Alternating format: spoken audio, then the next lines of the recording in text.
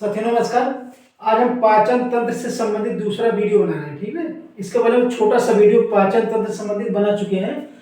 फिर भी हम उस वीडियो का मुख्य भाग जो इसमें समाहित करके ये जो है बड़े लेवल पे वीडियो बना रहे हैं। थोड़ा सा अंत तक देखिएगा, बहुत ही इंपॉर्टेंट वीडियो परीक्षा की दृष्टि से।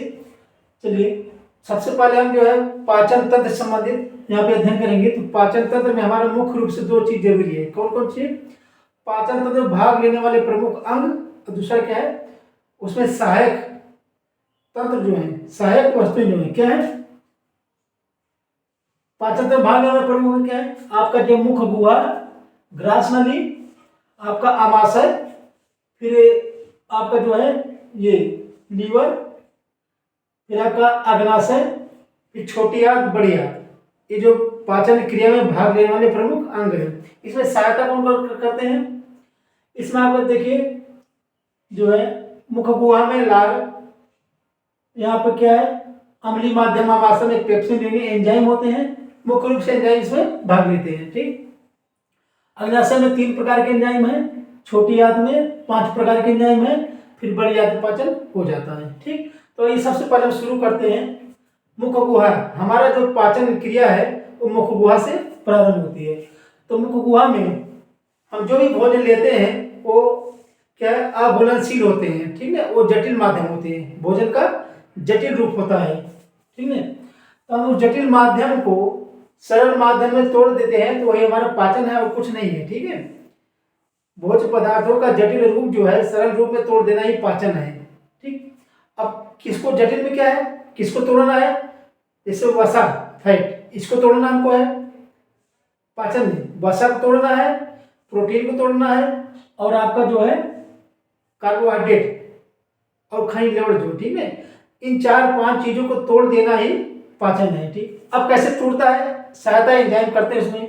सबसे पहले हम जो भोजन लेते हैं अघुलनशील रूप में, ठोस रूप में, वो मुख गुहा में लेते हैं। जो भोजन अविलेय भी होते हैं। ठीक है, ध्यान दीजिएगा, जो भोजन लेते हैं वो क्या है जटिल रूप होता है, अविलेय होता है, ठीक है, अघुलनशील होता है। ठीक, चलिए, अच्छा मुख गुहा में भोजन ले लेते हैं हम तो हमें चबाने की क्रिया शुरू हो जाती है वहां पे मुख गुहा से ही। ठीक, चबाने की क्रिया शुरू हो जाती है, हम लोग ठीक है, एक ही सब सन जाता है भोजन। उसमें सहायता कौन करता है? लार। लार क्या है? ये जो है अम्लीय माध्यम है। इसमें 2 प्रकार के एंजाइम होते हैं। अब ध्यान दीजिएगा, पाचन क्रिया में एंजाइम के साथ साथ जो कन्वर्ट होता है लार से क्षार, अम्ल से क्षार, क्षार से अम्ल। ठीक है, इससे काफी सहायता मिलती है। और बाकी जो है अंगों में विभिन्न प्रकार की संरचनाएं होती है कीप नुमा। ठीक है, भोजन जो इधर से उधर टकराते हुए आता है, तो इस क्रिया से हमारा पाचन संपन्न हो जाता है। चलिए, अब जब गुरुआ में हम भोजन ले ले, लार जब मिलता है तो भोजन को क्या बनाता है? अम्लीय माध्यम बना देता है। किस माध्यम में? अम्लीय। अब जो 2 प्रकार के एंजाइम कौन है? आपका जो है टायलिन और दूसरा माल्टोज। टायलिन क्या करता है? उस चबाए हुए भोजन को, उसमें जो माड होता है शर्करा, उसको किसे बदलता है? माल्टेज में। माड को बदल दिया माल्टेज में। और आपका जो दूसरा एंजाइम होता है मुगुरा से, माल्टेज, ये क्या बदलता है? ये माल्टोज को, टायलिन ने किया माड को माल्टोज बदल दिया। ये क्या करता है? उस माल्टोज को किसे बदलता है? ग्लूकोज में। माल्टोज को ग्लूकोज में।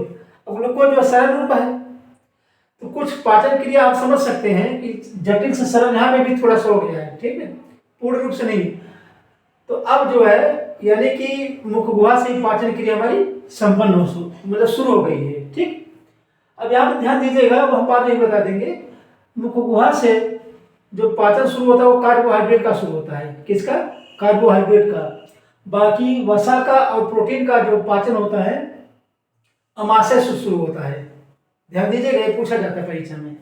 चलिए, मुख गुहा के बाद आप जो है ग्रास नली में आएंगे। ठीक, ग्रास नली के माध्यम से भोजन आता है। ग्रास नली में कार्बोहाइड्रेट का पाचन नहीं होता है। ध्यान दीजिएगा, इस बार को बात बता रहे हैं।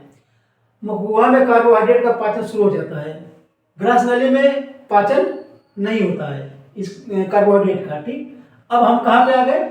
अब हम आ गए अमाशय, पेट में आ गए। ठीक है, पेट, जिसको जठर भी बोलते हैं, उदर भी बोलते हैं, ठीक है, स्टमच भी बोलते हैं। इसमें क्या होता है, यहाँ पे अम्लीय माध्यम चल रहा है, यहाँ पर भी HCl हाइड्रोक्लोरिक एसिड जो मिलता है तो वो अम्लीय माध्यम बनाए रखता है, ठीक है। और यहाँ पे दो प्रकार के एंजाइम कौन कौन है, पेप्सिन और रेनिन।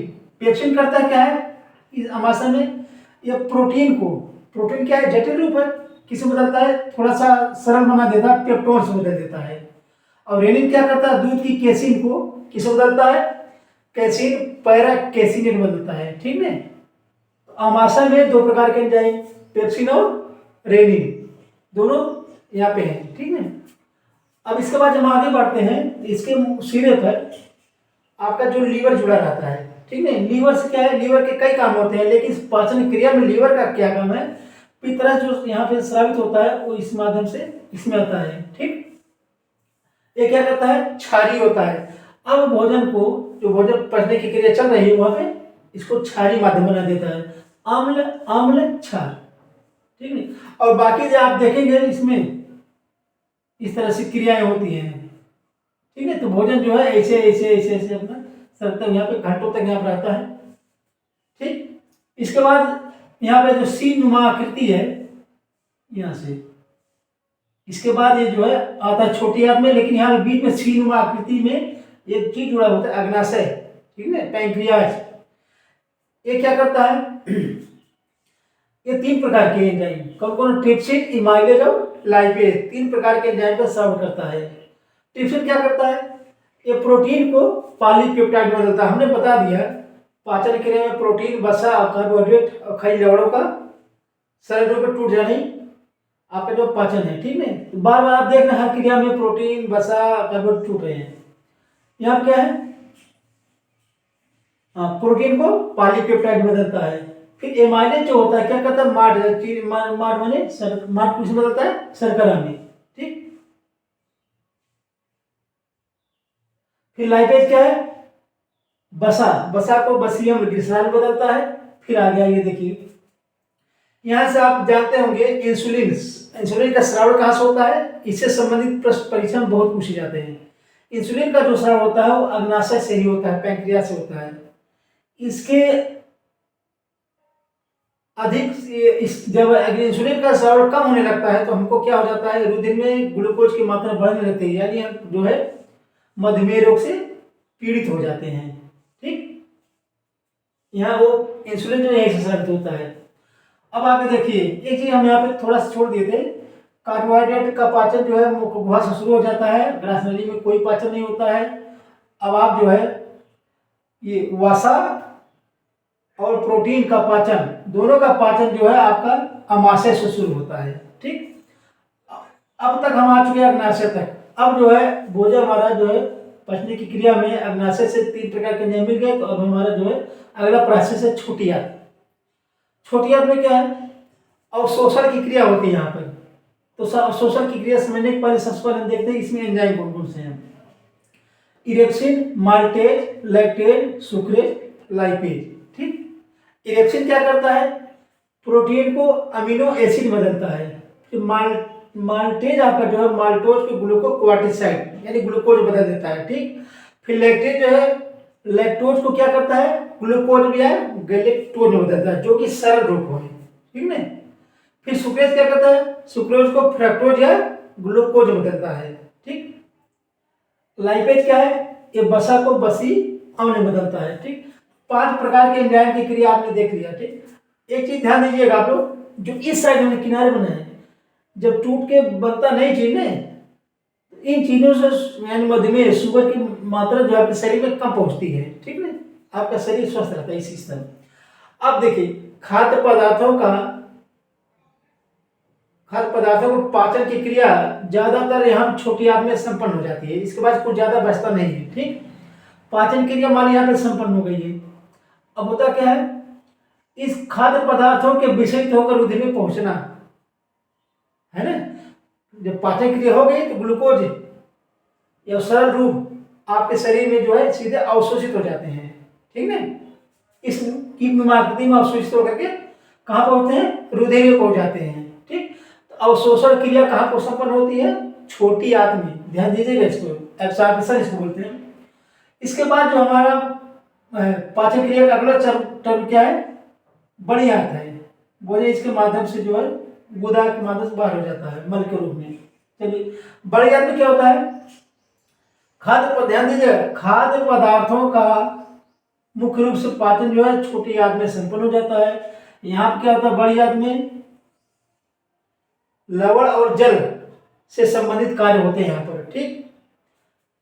यहाँ पे इसमें क्या होता है, स्वांगीकरण की क्रिया होती है। स्वांगीकरण की क्रिया क्या है, पचे हुए भोज्य पदार्थों का घुलनशील रूप में कोशिका द्रव्य में विलीन होता है। कोशिका द्रव्य ही संपूर्ण संरचना हमारी बॉडी की होती है, वहीं से संपन्न होती है।